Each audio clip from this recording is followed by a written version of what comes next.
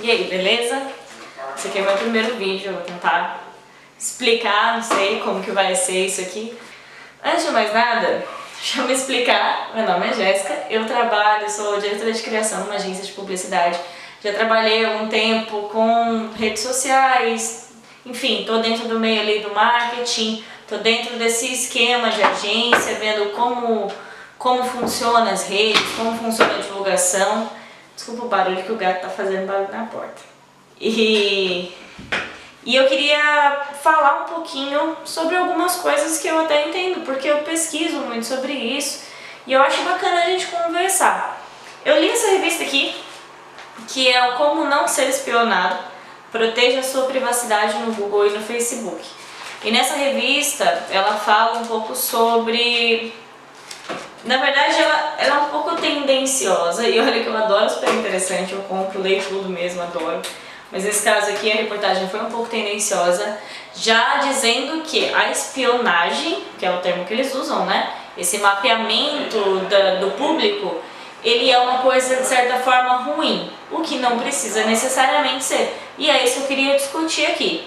Ele fala sobre o quanto que quando você entra, acessa algum site, o algoritmo o algoritmo do Google, ele consegue reconhecer se você acessou, aonde você acessou. Então, poxa, eu procurei lá ração de gato, vai aparecer um monte de coisa de gato pra mim, pra comprar, ou de recomendação, de anúncio, enfim, né? O Google, ele tá mapeando cada vez mais, e as grandes empresas, né, o próprio Facebook, várias empresas estão mapeando cada vez mais as pessoas para conseguir entender que público é esse. Inclusive o Facebook, ele faz uma média, uma análise mais ou menos de com quem você conversa, com quem você vive, quais coisas você costuma curtir, para ter uma média salarial. E não tem mais isso, né? Mas parece que o Facebook, você ainda tem campanhas que você consegue segmentar o seu público para pessoas que ganham até 5 mil reais, por exemplo, o que é bem específico. E aí fica a pergunta, como que isso aí aconteceu, né? Então ele consegue mapear e entender aonde essas pessoas costumam ir. Então, por exemplo, se eu vou no restaurante, no almoço, e eu pago com cartão, o Google sabe aonde eu fui almoçar, então ele consegue ter uma ideia de que tipo de coisa eu costumo consumir para poder me jogar uma propaganda. Então cada vez mais essas informações estão sendo mapeadas, as pessoas estão sendo mapeadas, e aí fica aquela questão, né? A reportagem que eu falei, ela é tendenciosa porque ela fala um pouquinho sobre como isso tá gigantesco, já naquele susto de mãe de meu Deus do céu, o que esse povo vai fazer na internet? Vai vir algum maluco e vai controlar tudo da nossa vida, e agora a gente não tem mais privacidade. E inclusive a reportagem, o nome é Como Não Ser Espionado, então ele dá algumas dicas de alguns sites, algumas coisas que você pode entrar para não ser espionado. E o que eu queria falar é isso, assim, eu andei assistindo algumas palestras, pesquisando algumas coisas. É fato que existe essa espionagem, é óbvio que existe o vazamento de informação. Existiram vários problemas aí com o Google nos últimos tempos, com o Facebook, desculpa, nos últimos tempos, porque vazamento de informação, eles vendem para a empresa, a própria Cambridge Analytica que fechou por causa disso. Então tem muita coisa rolando falando sobre essas informações.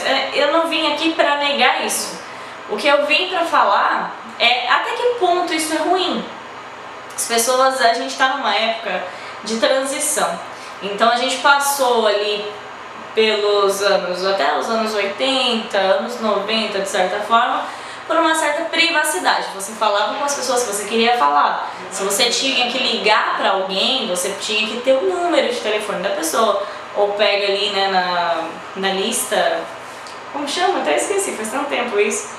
Lista telefônica, então você pega na lista telefônica o telefone da pessoa, mas você tinha contatos com pessoas que você convivia. E se eu ligasse para o telefone da pessoa, né, que no caso era na casa, não era o celular, se eu ligasse para o telefone da pessoa, se a pessoa não estivesse lá, tudo bem também, porque eu não sei, às vezes a pessoa fala, poxa, o telefone estava fora de linha, estava fora do gancho, eu não estava em casa, enfim, tem N desculpas. Hoje em dia a gente não tem mais isso. Se a pessoa manda um WhatsApp, você tem resposta, se a pessoa manda no Facebook, então a gente está muito em vai chegar uma hora, na verdade existe uma especulação de que a ideia de mundo virtual, né, a gente fala muito do mundo digital, virtual, isso não vai existir mais. Então a gente está nessa época de transição. A gente está numa época em que passou-se do analógico, está caminhando para o virtual, vai fundir esse mundo como a gente já está vendo muito, né? Você está sempre com o celular na mão, não tem mais como ficar sem 3G hoje em dia. Hoje mesmo eu fui no banco para resolver um problema, estava sem 3G no celular, eu não consegui resolver porque ele pedia para acessar pelo celular. Então assim, não tem como hoje mais você ficar sem internet. De alguma forma você está inserido dentro desse meio. Se você tiver um relacionamento, de certa forma, que você vê a pessoa esporadicamente, mas também fala todos os dias pela internet, isso não quer dizer que você tem um relacionamento virtual. Então o que vai acontecer é esse meio termo. Vai chegar uma hora em que tudo vai se fundir. Não vai existir diferença, como já não existe, muita gente tem dificuldade em enxergar, mas já não existe muita essa diferença do virtual e do real. Por que eu tô falando isso? Deixa eu voltar lá. A questão da notícia era super interessante de como não ser espionado. Eu sinto um medo muito grande das pessoas pelo desconhecido, né? Na verdade isso é óbvio, as pessoas elas têm um medo muito grande pelo desconhecido, mas eu sinto que nesse caso da internet é como era nos anos 2000, que as pessoas falavam, olha, sabe aquela coisa de mãe? Cuidado com a internet tem maníaco, que o pessoal entrava e colocava, não tinha foto naquela época, não tinha como tirar foto, né? E ficava falando com você e você não sabia quem que era, às vezes falava que tinha 15 anos e era um cara de 40.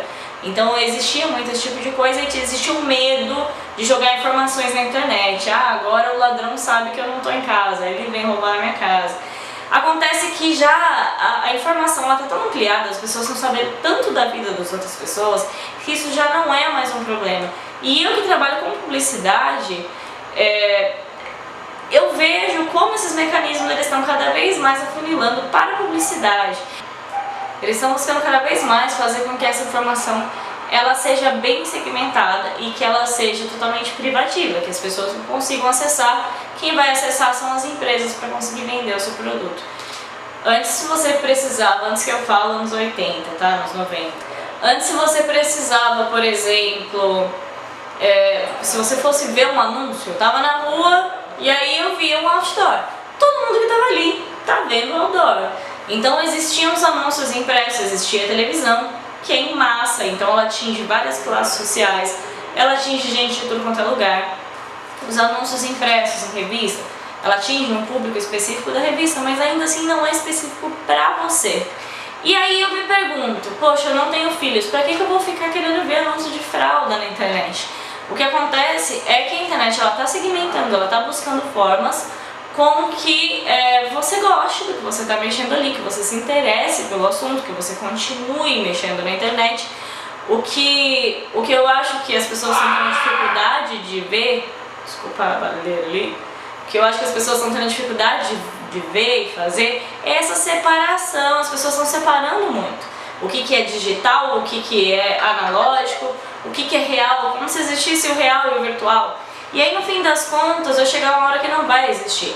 Eu vi um exemplo que eu achei bem bacana, falando da época da Revolução Industrial. Poxa, todo mundo sabe o que é a Revolução Industrial, foi um marco gigantesco na história, né? E se você pega jornais da época, na França, jornais, se não me engano, 1700, né?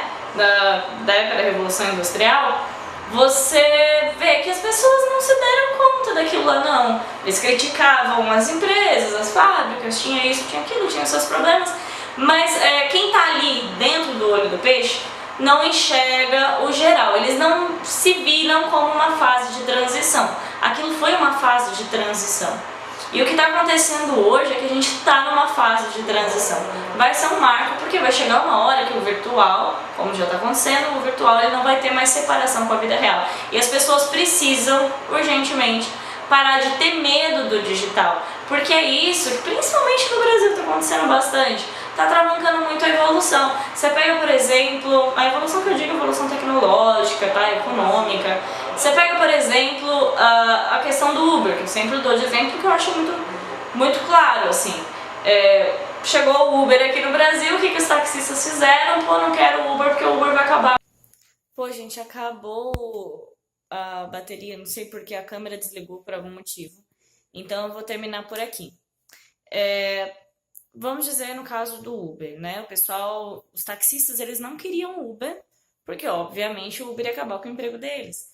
Mas a gente sabe que faz parte da evolução. Vai chegar uma hora que, se você quiser ou não, então vão existir mais taxistas. Já existe, né, toda essa questão ali com a Tesla, no Vale do Silício, sobre carros autoguiáveis. Enfim, a gente sabe toda essa evolução que tá rolando.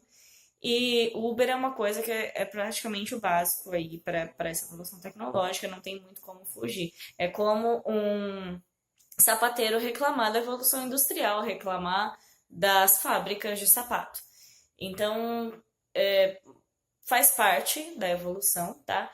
E o que eu queria dizer é isso, a gente tá muito contido em relação à internet, em relação a essa evolução tecnológica. Essa publicação, né, da revista, ela foi, de certa forma, tendenciosa, porque ela está falando muito sobre como você bloquear esses canais para que não rastreiem você tão fácil.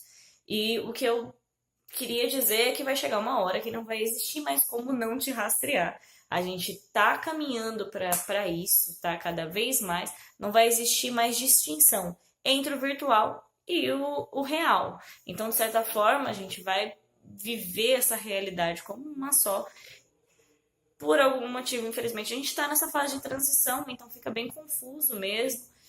Mas eu queria botar essa reflexão aí, para que as pessoas reflitam o quanto que pode ser, não vou nem dizer assim como é valoroso viver nessa realidade de mundo virtual. E nossa, que maravilhoso que o Google rastreia a gente, passa anúncio. Não é bem essa pegada. É mais uma coisa de essa é a realidade, aceite ou não.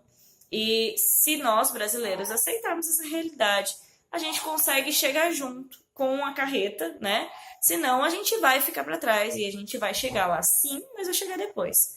Assim como a internet, assim como várias outras coisas que fazem parte aí da evolução e que alguns países que demoram mais para aceitar esse tipo de coisa acabam chegando depois. Então, é isso. Se você acha válido a informação, deixa um comentário aí. Desculpa o barulheiro do vídeo, tá uma beleza isso aqui, mas eu vou tentar começar a me organizar com isso, tá bom? Se eu começar a gravar mais vídeos e tal, se vocês gostarem, se alguém assistir aí e gostar, comenta, tá? É isso, tá bom? Deixe sua opinião sobre essa questão da evolução tecnológica e espionagem, o quanto que isso tira a nossa liberdade, de certa forma, ou o quanto que isso simplesmente faz parte da evolução e a gente vai ter que lidar com isso, tá bom? Obrigadão, tchau, tchau.